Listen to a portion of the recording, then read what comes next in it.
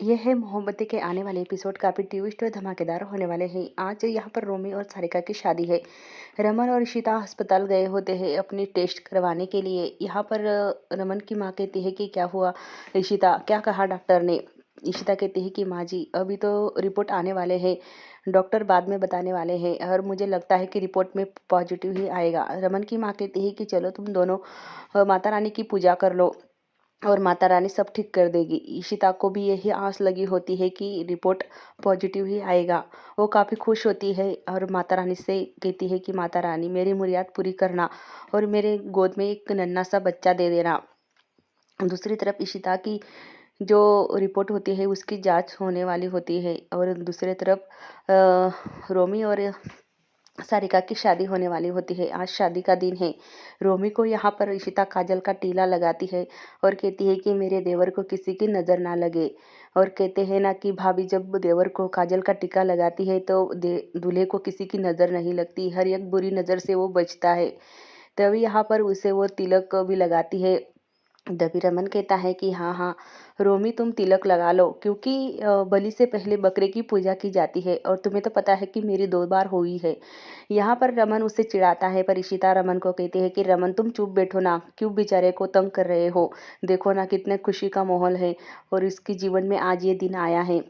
और आज रोमी की शादी है, रोमी और सारिका की। यहाँ पर सारिका दूसरी तरफ होती है और यहाँ पर रोमी काफ़ी खुश होता है, सारिका भी काफ़ी, और घर वाले तो काफ़ी खुश होते हैं। यहाँ पर इशिता रोमी की पूजा करती है और तभी यहाँ पर बैंड वाले आ जाते हैं और यहाँ पर रमन की माँ कहती है कि संतोषी कि अब बैंड आ चुका है और बहुत हमें धूमधाम से ये शादी करवानी है, मेरे बेटी की आज शादी है और चलो भाई नाचना शुरू करो। ऐसे चुपचाप से मेरे बेटे की शादी कैसे होगी बिना डांस किए। हम तुम्हें तो पता है कि पंजाबियों में कितना डांस करते हैं। यहाँ पर डॉक्टर इशिता को फ़ोन लगा रहा होता है क्योंकि इशिता के रिपोर्ट आ चुके होते हैं, पर इशिता का जो मोबाइल होता है वो डाइनिंग टेबल पर रखा होता है इशिता ने। और इतनी शोर शराबे में इशिता को वो रिंग सुनाई नहीं देती। इशिता काफ़ी अच्छा डांस करती है। रमन, इशिता, रमन की माँ, सारा परिवार डांस करने लगता है। तभी यहाँ वहाँ से एक नौकरानी जूस लेकर आती है, मतलब जूस लेकर वो जा रही होती है। तभी उसकी नज़र इशिता के मोबाइल पर पड़ती है। वो देखती है कि मोबाइल बज रहा है। वो अपना इशिता का मोबाइल उठाती है और इशिता के पास आती है और इशिता यहाँ पर नाच रही होती है। तभी वो वहाँ पर आती है और इशिता को आवाज़ देती है, इशिता भाभी, पर इशिता को कुछ सुनाई नहीं देता। तो वो नज़दीक आती है और कहती है कि भाभी आपका मोबाइल कब से बज रहा है, वहाँ पर रखा था, आप एक बार उठा लो। तभी इशिता देखती है कि मनोज का फ़ोन आया है, मनोज जो डॉक्टर होता है उसका फ़ोन आया हुआ है। इशिता को वहाँ पर सुनाई नहीं देता, इसी वजह से इशिता अपने रूम में चली जाती है फ़ोन उस पे बोलने के लिए। तभी इशिता अपने रूम में आती है और कहती है कि हाँ हाँ बोलो ना डॉक्टर, मैं हमारे घर में आज शादी है तो बहुत शोर शराबा है, इसी वजह से फ़ोन की रिंग्स सुनाई नहीं दी, इसलिए मैं आपको सॉरी कहती हूँ। तो क्या कह रहे थे आप, आ चुकी है क्या मेरी रिपोर्ट। तभी डॉक्टर कहता है कि हाँ इशिता जी आपकी रिपोर्ट आ चुकी है। तभी यहाँ पर डॉक्टर कहते हैं कि तुम यहाँ पर आ जाती एक बार तो अपना रिपोर्ट देख लेती, पर इशिता कहती है कि नहीं अभी बता दो मुझे, आज शादी है हमारे घर में। तभी डॉक्टर कहता है कि तभी इशिता कहती है कि क्या निकला है रिपोर्ट में, पॉजिटिव आए हैं क्या।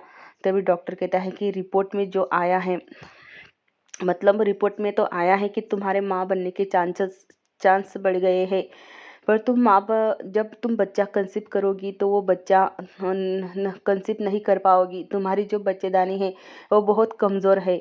इसीलिए मैं तुमसे साफ साफ कह दे रहा हूँ कि तुम माँ बन सकती हो, पर तुम्हारा जो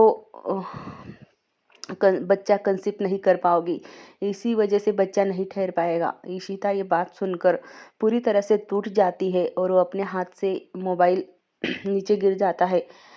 वो कुछ भी नहीं बोल पाती है। उधर से डॉक्टर कहता है कि ईशिता जी हम पूरी कोशिश करेंगे, पर मुझे लगता नहीं है कि आपकी जो बच्चेदानी है वो बच्चे का वजन झेल पाएगी, इसी वजह से आप काफ़ी चांस कमी है।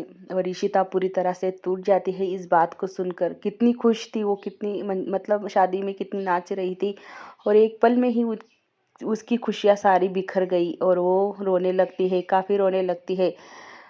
कितने दिन से ही बेचारी रिपोर्ट बना रही थी और उसे लगता था कि उसका भी खुद का एक बच्चा हो, उसकी भी गोद तो भरे, उसकी भी गोद में एक बच्चा खेले, पर ऐसा कुछ भी नहीं हुआ। यहाँ पर इशिता नीचे बैठ जाती है और रोने लगती है अपने पेट को पकड़कर और काफ़ी रोती है। उसके आंसू पोंछने के लिए वहाँ कुछ कोई भी नहीं होता है और इशिता कहती है कि मेरे साथ ही ऐसा क्यों होना था, हर बार मुझे ही क्यों ये सारी समस्याओं का मतलब दुखों का पहाड़ आता है। इशिता यहाँ पर किसी को ये बात बताना नहीं चाहती, शादी में सब लोग खुश है इसी वजह से। वह रमन रिंकी से पूछता है कि रिंकी तुम्हारी भाभी कहाँ पर है। रिंकी कहती है कि भैया भाभी तो मुझे इधर मुझे लगता है कि भाभी पूजा का सामान लेने गई है बाहर, वो आती ही होगी। इशिता यहाँ पर रोती है बेड पर बैठे बैठे। तभी इशिता देखती है कि आज तो घर में शादी है और मुझे ऐसे रोना नहीं है और मुझे आंसू छुपाने होंगे। मैं नहीं चाहती कि मेरी वजह से घर वाले परेशान हों। और वो अपने आंसू पोंछती है, अपने बाल बिल ठीक करती है और आंसू पोंछ कर बाहर जाती है। तभी यहाँ पर जो डॉक्टर होता है रिपोर्ट बनाने वाला, उसे यहाँ पर शगुन आती है और कहती है कि नहीं, ऐसा नहीं हो सकता डॉक्टर, क्योंकि इशिता माँ बन सकती है, वो एक अच्छी औरत है। यहाँ पर जो शगुन है वो नाम बदल कर रह रही है, अपना नाम उसने रूही बताया है और वो डॉक्टर के साथ रहती है। ऐसा ही कुछ, मुझे कितने दिन से शगुन गायब हो चुकी थी, मतलब जब इशिता और रूही और आदि दोनों तीनों आग में फंसे थे, उस दिन से वो चली गई थी अस्पताल में से ही, तो अब नज़र आई है और नाम बदल कर वो रह रही है। यहाँ पर रोमी और सारिका की दोनों की शादी हो जाती है और इशिता काफ़ी मायूस खड़ी होती है। यहाँ पर मिहिका उसे कहती है कि आका क्या हुआ, तुम इतनी उदास क्यों हो, लो ना फूल लो फेंको। यहाँ पर रमन काफ़ी खुश होता है और इशिता मायूस होकर वहाँ पर खड़ी होती है। तभी यहाँ पर सारे लोग देखते हैं कि शादी अब संपन्न हो चुकी है, बस कन्यादान बाकी है। तभी यहाँ पर मिहिका भी फूल फेंक रही होती है और इशिता से बात कर रही होती है, पर इशिता उसका जवाब नहीं देती, गुमसुम से खड़ी है। मिहिका को कुछ शक होता है कि आका पहले तो बहुत खुश थी और अचानक से आका को क्या हुआ, इतनी मायूस खड़ी है। यहाँ पर दोनों की शादी हो जाती है, दोनों काफ़ी खुश लगते हैं। इशिता वहाँ से जाने की कोशिश करती है। तभी यहाँ पर जो संतोषी की जो सहेली होती है इशिता को बुला लेती है और कहती है कि देखो ये मेरी रमन की बीवी है और कितना ग्लो कर रही है चेहरा, दुल्हन से ज़्यादा तो मेरी इशिता ही सुंदर लग रही है आज। और आपको पता है कि इशिता अब माँ बनने वाली है, भल्ला परिवार को खुशियाँ देने वाली है। तभी रमन भी वहाँ पर आ जाता है और कहता है कि हाँ, मेरी बीवी है रमन भल्ला की, तो ग्लो कैसे नहीं करेगी, और सबसे ज़्यादा मेरी ही बीवी सुंदर लग रही है ना। तभी सारी जो लेडीज़ होती है इशिता की तारीफ करती है। इशिता वहाँ से चली जाती है, रमन भी उसके पीछे पीछे आता है और कहता है कि इशिता क्या हुआ। तभी इशिता कहती है कि कुछ नहीं, मुझे काम करना है, रमन तुम यहाँ से जाओ। तभी रमन कहता है कि मुझे तो तुम पे मैं तो फिदा ही हो गया, तुम इतनी सुंदर लग रही हो। इशिता अपनी पलके नीचे झुका लेती है और आंसू छुपाने की कोशिश करती है। वो अपना मोबाइल जानबूझकर नीचे गिरा देती है और बैठ जाती है और रमन से कहती है कि रमन तुम यहाँ से जाओ, मुझे बहुत काम है और ये टाइम नहीं है रोमांस करने का।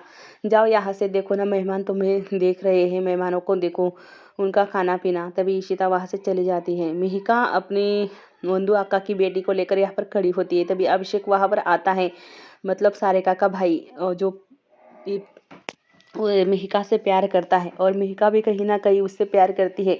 मिहिका को काफ़ी पसंद करने लगा है और वो बार बार मिहिका के पास जाता है और कहता है कि तुम क्या यहाँ पर क्या कर रही हो। तभी यहाँ पर मिहिका कहती है कि मैं अजनबी से बात नहीं करती। तभी यहाँ पर अभिषेक कहता है कि मैं अजनबी हूँ। मिहिका कहते हैं कि हाँ अजनबी हो, क्योंकि तुमने कभी बताया नहीं कि सारिका तुम्हारी बहन है। तभी पंडित जी उसे बुला लेते हैं कि दुल्हन के भाई को कन्यादान के लिए आगे बुलाइए।